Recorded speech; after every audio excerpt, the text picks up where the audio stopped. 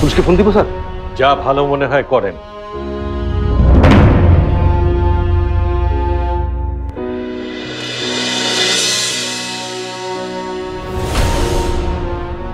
স্বীকার করছি ওটা আমার ভুল ছিল। দেখো, ভুল তো মানুষই করে না। আমাকে আপনি আর লজ্জা দিবেন না স্যার।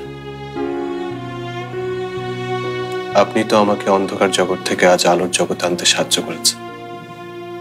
আমি যে কাজ পারতাম না আপনি আমাকে শিখিয়েছেন। আপনার জন্যে বাবা আজ আমাকে এতটা ভরসা করে। আমি আপনার কাছে কৃতজ্ঞ। আমাকে আর লজ্জা দিবেন না। তাহলে আবার তুমি কেন জয়েন করতে চাচ্ছ না রুমি? বিষয়টা আসলে বিশ্বাসের।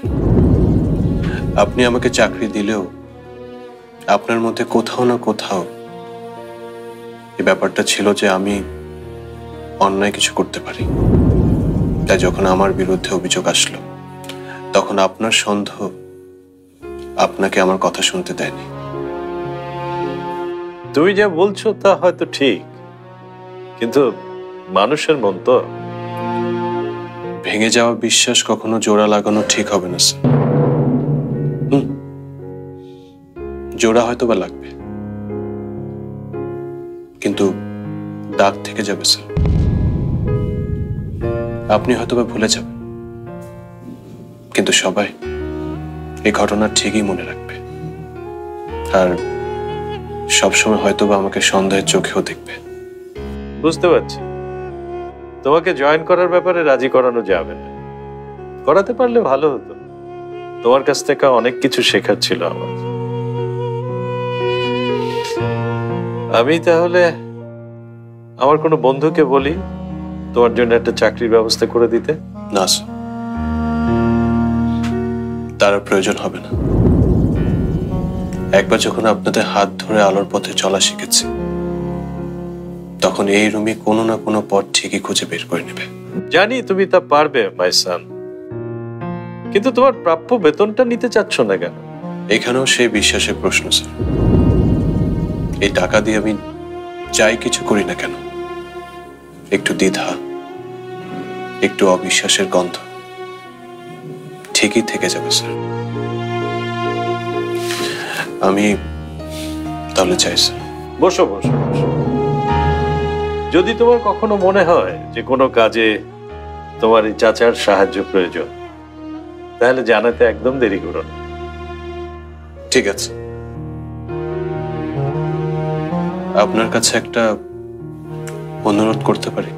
তার আগে আমি কি তোমার সাথে একটু মনস্তত্ত্বের খেলায় পাল্লা দিতে পারি? মানে আমি অনুমান করতে চাই কি অনুরোধ তুমি করতে চাচ্ছ। রোকসানাকে যেন বরখাস্ত না করি, এটাই তো তোমার অনুরোধ, তাই না? জি, ওর বেতনের টাকা দিয়ে ওর সংসারটা চলে স্যার। ওর ফ্যামিলি ওর উপর নির্ভর। এখন যদি ওর চাকরিটা চলে যায় তাহলে? তোমার এই অনুরোধটা আমি রাখবো, কিন্তু রহিমের বিষয়ে কোনো রিকোয়েস্ট করো, ওটা আমি রাখতে পারবো না। জি, শুভকামনা রইল। ভালো থাকো সবসময়। থ্যাংক ইউ স্যার, আমি আসি।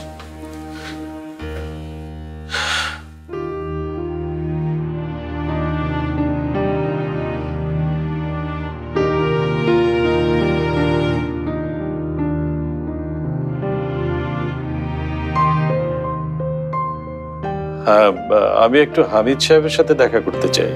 Is it possible? রুমি সাহেব,